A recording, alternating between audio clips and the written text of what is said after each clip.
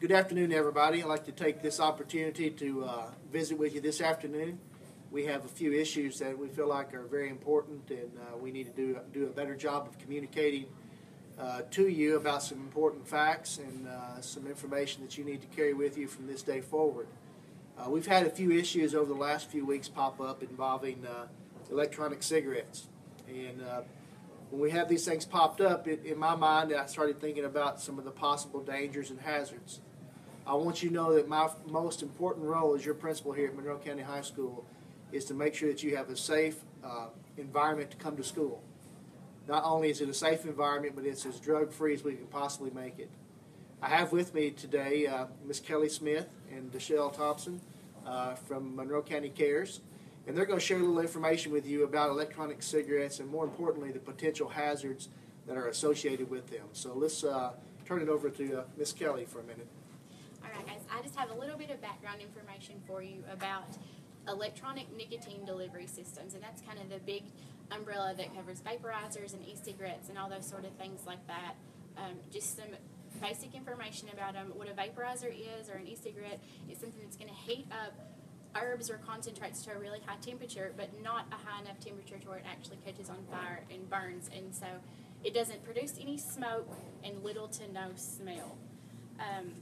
E-cigarettes can look like conventional cigarettes. They can look like cigars, pipes, or even things like pens or USB sticks.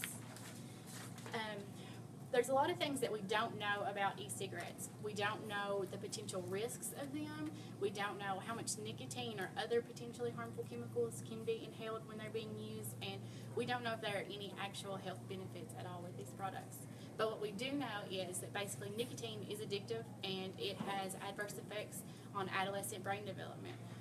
We know that whenever a vaporizer is used, a liquid is broken down into nanoparticles, and it can go all the way into the alveoli of your lungs, much farther than where cigarette smoke goes, and then it's processed through your body, through your kidney and your liver.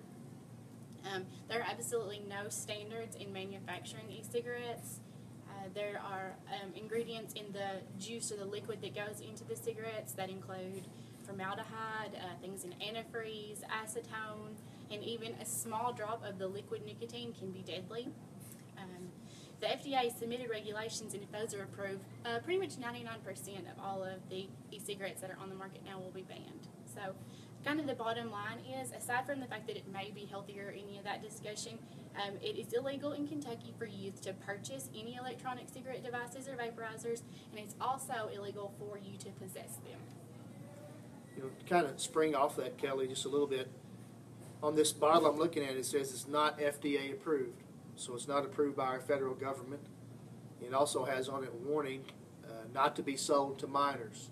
So I think that's pretty interesting, in the fact that you mentioned that most of these are not even manufactured in the United States, so there's no governmental control of what goes inside of these chemicals that we're ingesting into our body.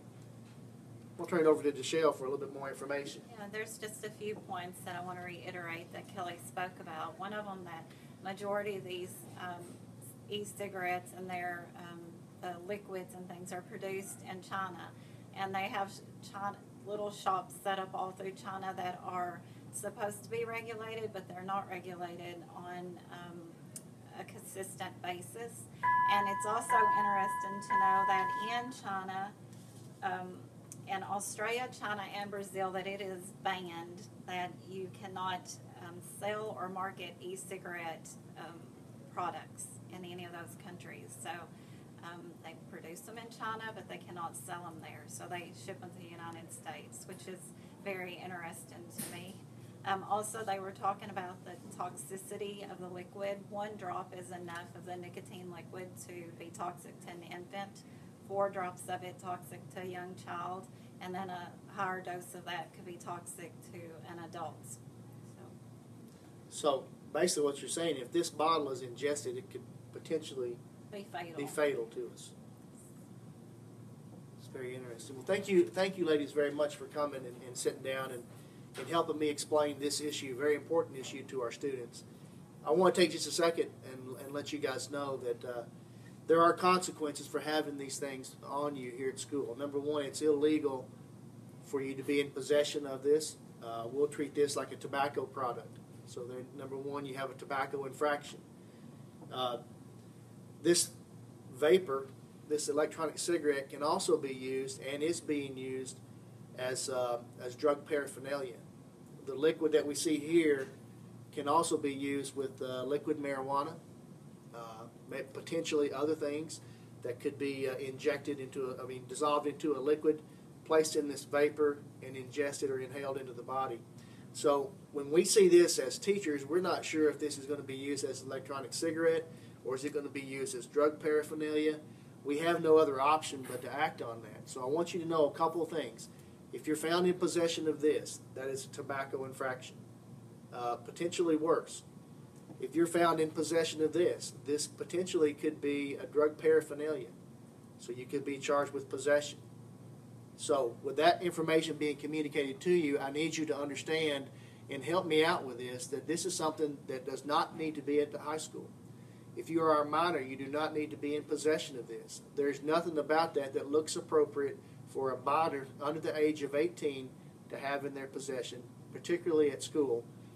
And also, with that being said, it says it's warning not to be sold to minors.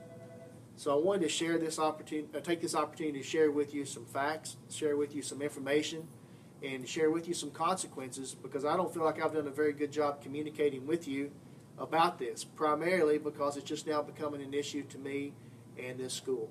So I've communicated this with the teachers. They understand now what we're looking for and what to be on the watch for. So if you're found in possession of this, understand the potential dangers and the consequences. If you guys have any questions, parents, if you have any questions at all, anything that we can help you with, please come by school and sit down. All we're interested in is to have a drug-free environment, and your kids can come to school and be safe and secure and learn to the very, very best of their ability. This is a whole community approach. It's a team approach. It's not just an individual high school concern. It's something that we as a community need to be aware of. And this will be linked to our Facebook, our Twitter page. There will also be some facts that are linked to that you can pull down and learn some more information about this if you're interested. Give us a call if you have any questions. And Kelly and Deshelle, thank you all for taking time out of your busy schedule to come visit with us.